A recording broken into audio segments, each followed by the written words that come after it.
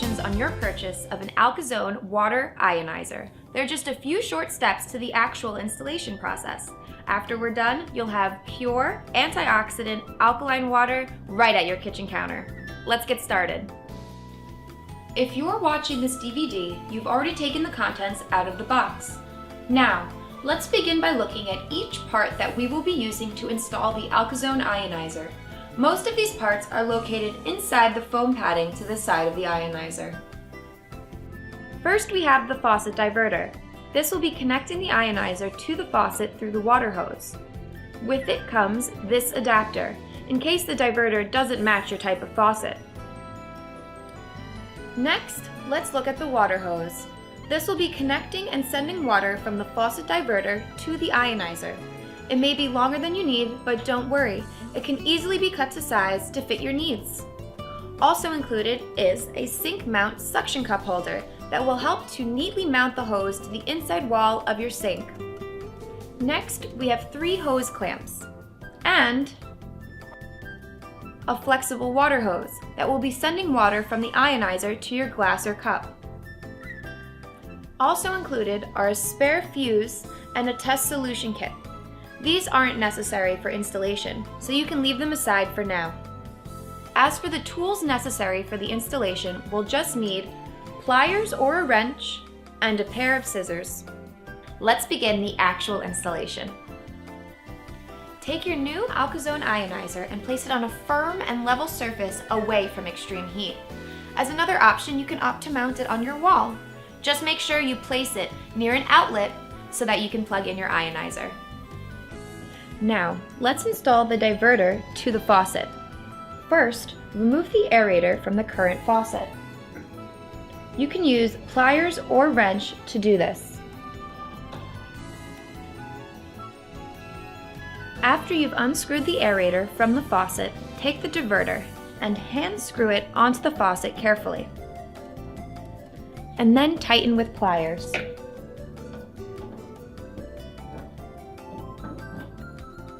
If your faucet is different and has female threading, use the included male-to-male coupler. Not all faucets have the same size or kind of aerators. If this one doesn't match either, you'll have to buy the right kind of adapter for your exact faucet. If you have a shower head type faucet, make sure you have a removable aerator at the center. If you do, you'll need to buy a separate connector like this one to connect the diverter to it. If you don't, you'll need to change your faucet head to a compatible kind. To install the hoses, first measure out how much of the hose you will need from the faucet to the ionizer. Make sure to account for the swinging movement of the faucet. Next, cut the hose.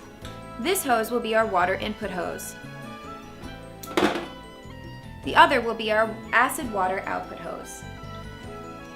Next, we're going to use the pliers to connect the hoses to the ionizer and the faucet diverter. Take the acid water output hose, take one clamp and put it over one end of the hose. You may want to use pliers to open up the clamp to put it over the hose. You want to put it a few inches away from the end. Once it's on, take that end of the hose and wet it with some warm water. Now, let's locate the acidity output tube on the bottom of the ionizer. First, lay the ionizer face down on a flat and stable surface. It's a good idea to put a towel to prevent scratches. Next, look for the acidity output label located here on the ionizer. Now, push the wet tip of the acid water output hose over the acidity output tube on the ionizer. Be careful not to twist or put too much force as it could damage the water input tubing on the ionizer. Once it's on, take the pliers and move the clamp to the end of the tube, and the hose should be firmly set. Make sure the tips of the clamp face away from the counter, as doing so may scratch the counter and make the ionizer unstable. Now, take the water input hose and connect it to the water input tube the same way we did for the acid water output hose. Once both hoses are connected to the ionizer, find the tube and cable opening that is closest to the faucet head and put the hoses through. You can now stand the ionizer in an upright position. To connect the water output hose to the diverter, we'll have to first put a clamp at the free end of the hose. Make sure you have the right hose. After you place it a few inches away from the tip, wet that end with some water before putting it over the diverter. Once it's on, use the pliers to move the clamp over to securely hold the hose in place. Last, let's take the free end of the acid water output hose and put the suction mount over it. Then you can stick it onto the inside wall of the sink or anywhere you wish. Once it's on, you can cut off any of the excess hose.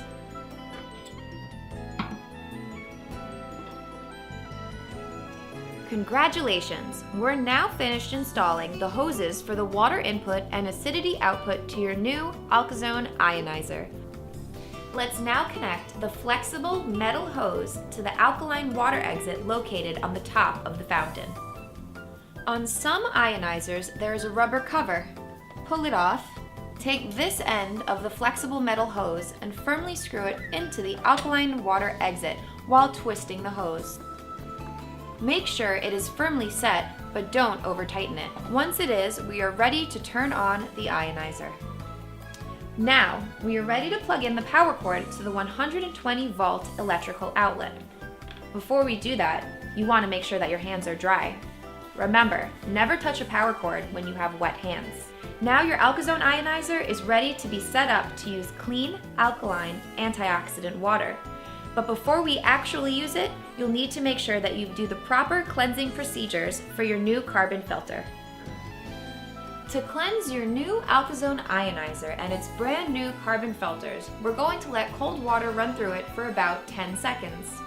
To do this, turn on the cold water on your faucet. As the water is flowing, pull this lever on the faucet diverter. Now the water should stop flowing through the faucet and be diverted to the ionizer instead. This will automatically turn on the machine and send water out of the top hose.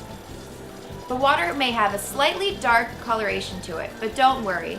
It's completely normal as it's a fresh carbon filter. You should see it clear in about 10 seconds. Let the water run for 10 seconds and then turn it off. You're done!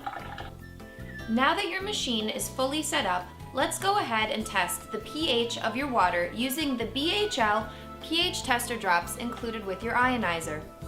As we test the pH of your water, please keep in mind that, as water quality varies depending on where you live, you may get pH that is higher or lower than your chosen setting.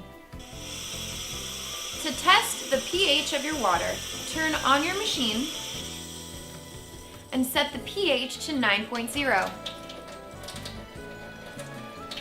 Put a couple of ounces of water into a cup, then add a couple of drops of the pH test solution.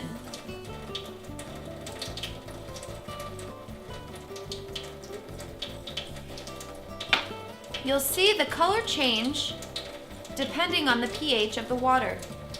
The water should become a dark blue or purple color. That means the pH is around a 9.0 and the pH is accurate. If the color is quite different, that means that your water source is different. Check the included pH chart to see what pH the machine is producing from your exact water source. You can raise or lower the pH value to compensate for the difference. And that's it, you're done.